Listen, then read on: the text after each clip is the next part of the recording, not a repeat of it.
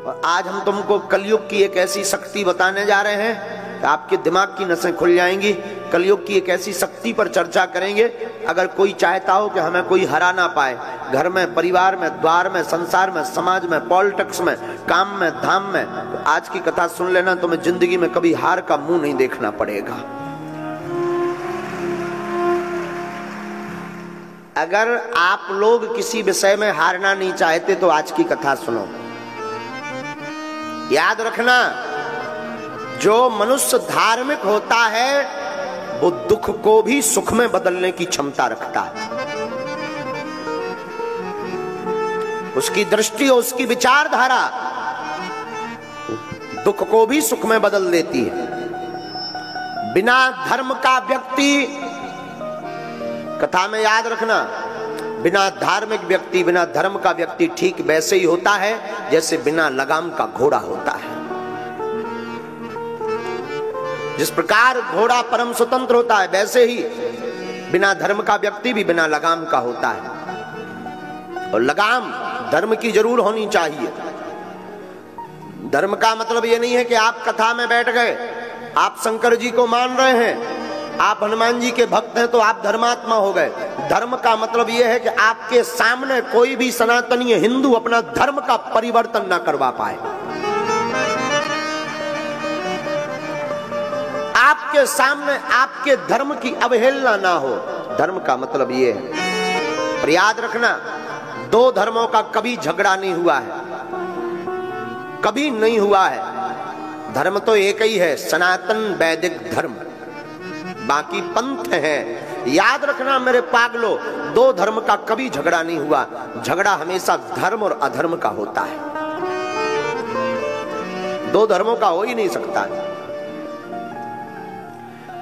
Light में, cable current में earthing और अर्थिंग दो वायर लगा दिए जाएं बल्ब में, तो क्या बल्ब जलेगा? जवाब दीजिए, बोलिए। क्या करना पड़ेगा? अर्थ के साथ फेस देना पड़ेगा। हाँ जी या ना जी? न्यूट्रल के साथ में हाँ जी या ना जी? तभी जलेगा ना। वैसे ही दो धर्म की कभी लड़ाई नहीं होती, लड़ाई हमेशा धर्म और अधर्म की होती है।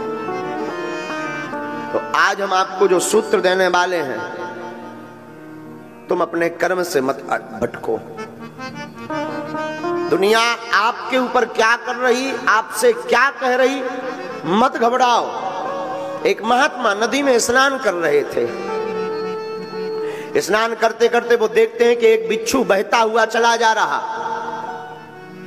महात्मा को लगा कि हमें बचाना चाहिए वरना ये मर जाएगा। महात्मा ने अपना हाथ लगाया, बहते हुए बिच्छू को हाथ पर रखा और फेंकने की तैयारी की तो उसने डंक मार दिया, काट दिया। महात्मा के हाथ से बिच्छू गिर गया। महात्मा ने हाथ फटकारा, फिर वो बिच्छू भागने लगा, बहने लगा। महात्मा ने फिर हाथ लगाया और हाथ पर रखा। वो बिच्छू ने फिर काट दिया, वो फिर गिर गया। महात्मा ने फिर हाथ फटकारा। विदिन 50 बार बिच्छू ने काटा, हाथ नीला पड़ गया, जहर चढ़ गया, हाथ में सुन्नपन आने लगा। नदी के किनारे हमारे तुम्हारे जैसा कोई एक सज्जन खड़े हुए थे। उन्होंने कहा, ये बाबा पागल हो क्या तुम? तुम्हारी बुद्धि सठिया गई? वो काट रहा और तुम उसे ही बचाने का प्रयास कर रहे हैं। ऐसे को मरने दो। क्या जरूरत है उसको बचाने की? जो काट रहा हो, जिसके साथ तुम अच्छा कर रहे हैं, वो बुरा कर रहा है, तो क्या आवश्यकता है उसको बचाने की? क्या जरूरत है उसको हाथ पर रखने की? क्या आवश्यकता है? महात्मा ने मुस्कुरा कर कहा कि श्रीमान, बात तो तुमने बहुत अच्छी बोली पर यह सोच बहुत छोटी है। श्रीमान, याद रखो, जब वो बिच्छू अपनी प्रवृत्ति नहीं छोड़ सकता, बिच्छू जब काटना नहीं छोड़ सकता, तो साधु बचाना कैसे छोड़ देवे? वो अपना काम कर रहा, हम अपना काम कर रहे। वो मरते मरते भी अपनी आदत नहीं छोड़ रहा और हम जीते जीते अपनी आदत छोड़ दें।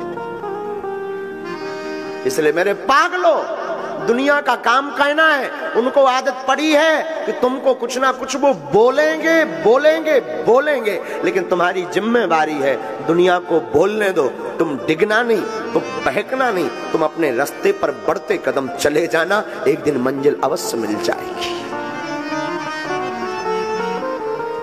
चाहे वो मंजिल परमात्मा को पाने की हो, या वो मंजिल आपकी जिंदगी की हो, या कोई पद पाने की मंजिल हो, या प्रतिष्ठा पाने की मंजिल हो, या भगवान को पाने की मंजिल हो, लोगों को कहने देना, लोग कहते रहेंगे, तुम बढ़ते जाना और एक दिन मंजिल पा जाओगे मेरे पागलों।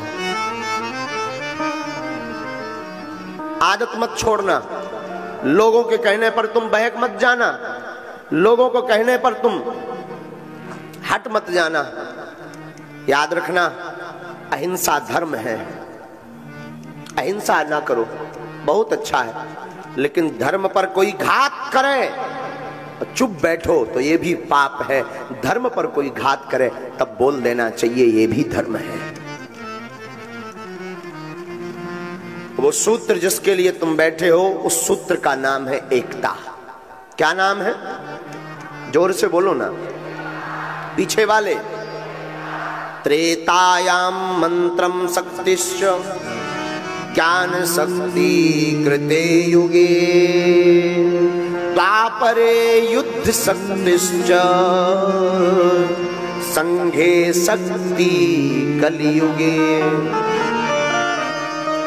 त्रेता युग में मंत्र की शक्ति थी, सतयुग में ज्ञान की शक्ति थी।